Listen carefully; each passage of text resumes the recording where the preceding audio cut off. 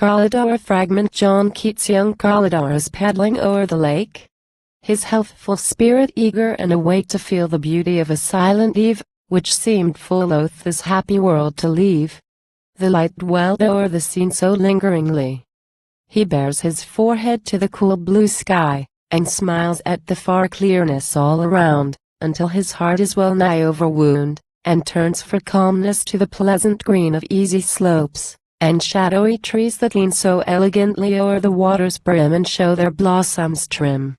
Scarce can his clear and nimble eyesight follow the freaks and dartings of the black-winged swallow, delighting much to see it half at rest, dip so refreshingly its wings and breast gainst the smooth surface, and to mark anon the widening circles into nothing gone. And now the sharp keel of his little boat comes up with ripple and with easy float, and glides into a bed of water lilies. Broad-leaved are they, and their white canopies are upward turned to catch the heaven's dew. Near to a little island's point they grew, whence Calidore might have the goodliest view of the sweet spot of earth. The bowery shore went off in gentle windings to the hoar and light blue mountains, but no breathing man with a warm heart, and eye prepared to scan nature's clear beauty, could pass lightly by objects that looked out so invitingly on either side. These gentle Calidore greeted, as he had known them long before.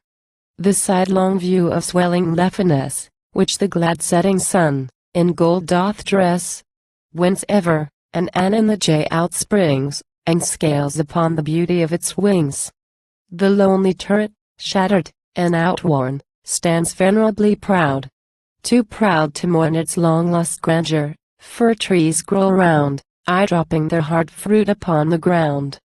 The little chapel with the cross above upholding wreaths of ivy. The white dove, that on the window spreads his feathers light, and seems from purple clouds to wing its flight. Green tufted islands casting their soft shades across the lake. Sequestered leafy glades, that through the dimness of their twilight show large docked leaves, spiral foxgloves, or the glow of the wildcat's eyes, or the silvery stems of delicate birch trees, or long grass which hems a little brook. The youth had long been viewing these pleasant things, and heaven was bedewing the mountain flowers, when his glad senses caught a trumpet's silver voice. Ah! It was fraught with many joys for him. The warder's ken had found white coursers prancing in the glen, friends very dear to him he soon will see. So pushes off his boat most eagerly, and soon upon the lake he skims along, deaf to the nightingale's first undersong.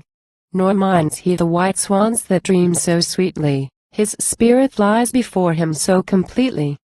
And now he turns a jutting point of land, whence may be seen the castle gloomy and grand, nor will a bee buzz round two swelling peaches, before the point of his light shallop reaches those marble steps that through the water dip.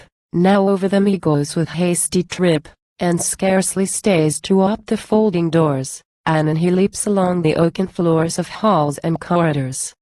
Delicious sounds! Those little bright-eyed things that float about the air on azure wings, had been less hard felt by him than the clang of clattering hooves. Into the court he sprang, just as two nobile steeds, and palfreys twain, were slanting out their necks with loosened rein, while from beneath the threatening portcullis they brought their happy burthens. What a kiss! What gentle squeeze he gave each lady's hand! How tremblingly their delicate ankles spanned into how sweet a trance his soul was gone, while whisperings of affection made him delay to let their tender feet come to the earth. With an incline so sweet from their low palfreys o'er his neck they bend, and whether there were tears of languishment, or that the evening dew had pearled their tresses, he feels a moisture on his cheek, and blesses with lips that tremble, and with glistening eye all the soft luxury that nestled in his arms. A dimpled hand, fair as some wonder out of fairyland, hung from his shoulder like the drooping flowers of whitest cassia, fresh from summer showers, and this he fondled with his happy cheek as if for joy he would no further seek. When the kind voice of good Sir Claremont came to his ear, like something from beyond his present being, so he gently drew his warm arms thrilling now with pulses new, from their sweet thrall, and forward gently bending, thanked heaven that his joy was never ending, while gainst his forehead he devoutly pressed a hand heaven made to succor the distressed, a hand that from the world's bleak promontory had lifted Calidore for deeds of glory. Amid the pages, and the torches' glare, there stood a knight, patting the flowing hair of his proud horse's mane. He was withal a man of elegance, and stature tall, so that the waving of his plumes would be high as the berries of a wild ash tree, or as the winged cap of Mercury. His armor was so dexterously wrought in shape, that sure no living man had thought it hard, and heavy steel, but that indeed it was some glorious form, some splendid weed, in which a spirit new come from the skies might live, and show itself to human eyes. "'Tis the far-famed, the brave Sir Gundibert," said the good man to Calidore alert, while the young warrior with a step of grace came up, a courtly smile upon his face, and mailed hand held out, ready to greet the large-eyed wonder, and ambitious heat of the aspiring boy, who as he led those smiling ladies, often turned his head to admire the visor arched so gracefully over a knightly brow, while they went by the lamps that from the high-roofed hall were pendant, and gave the steel a shining quite transcendent. Soon in a pleasant chamber they are seated. The sweet-lipped ladies have already greeted all the green leaves that round the window clamber, to show their purple stars, and bales of amber.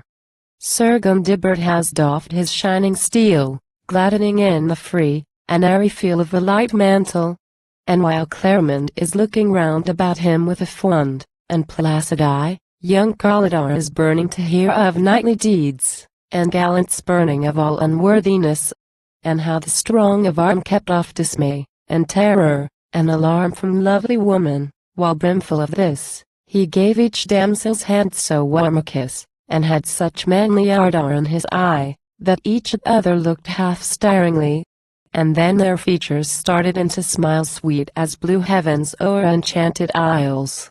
Softly the breezes from the forest came, softly they blew aside the taper's flame. Clear was the song from Philomel's far bower, grateful the incense from the lime-tree flower, mysterious, wild, the far-heard trumpet's tone, lovely the moon in ether, all alone, sweet too the converse of these happy mortals, as that of busy spirits when the portals are closing in the west, or that soft humming we hear around when Hesperus is coming. Sweet be their sleep,